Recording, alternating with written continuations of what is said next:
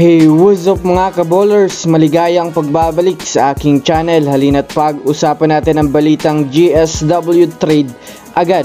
Harden sa Warriors at ang balitang Warriors nagkakagulo ngayon. Tara na't pag-usapan natin yan dito sa Basketball Hotshots.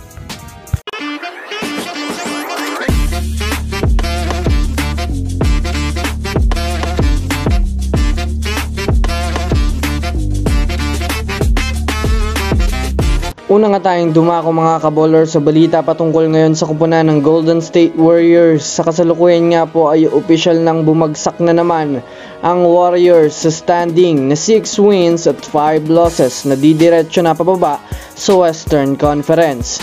Nagkakagulo nga mga kabowlers ang mga fans ng Warriors dahil na rin sa humihina naman nga daw po ang galawan ng mga role players nito mga kabowlers. Kahapon nga po mga kabowlers, napakahina nga po ng kanilang pinapakitang depensa, kaya naman madali lang sa mga star player ng Cubs na manakawan sila ng score.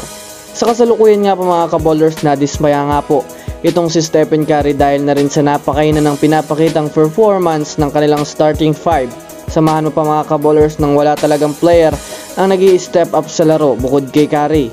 Hirap nga po talaga mga kabowlers sa ngayon makipagsabayan sa matatangkad na lineup dahil nga po sa wala talaga silang literal na big man na kayang magdomina sa ilalim ng basket.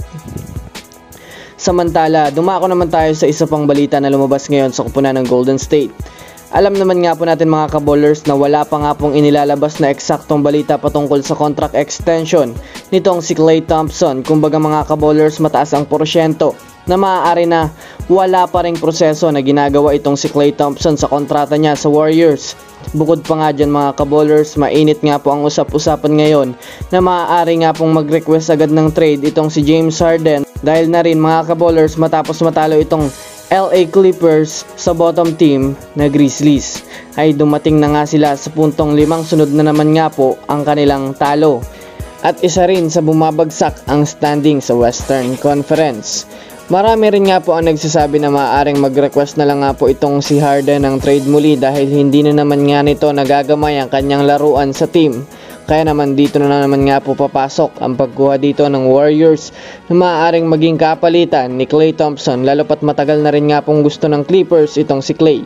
Samahan mo pa mga kabowlers na hindi na rin naman nga pong masyadong malakas ang impact ni Klay sa laro, kaya mataas nga po ang chance na mapunta at mangyari ang trade na ito.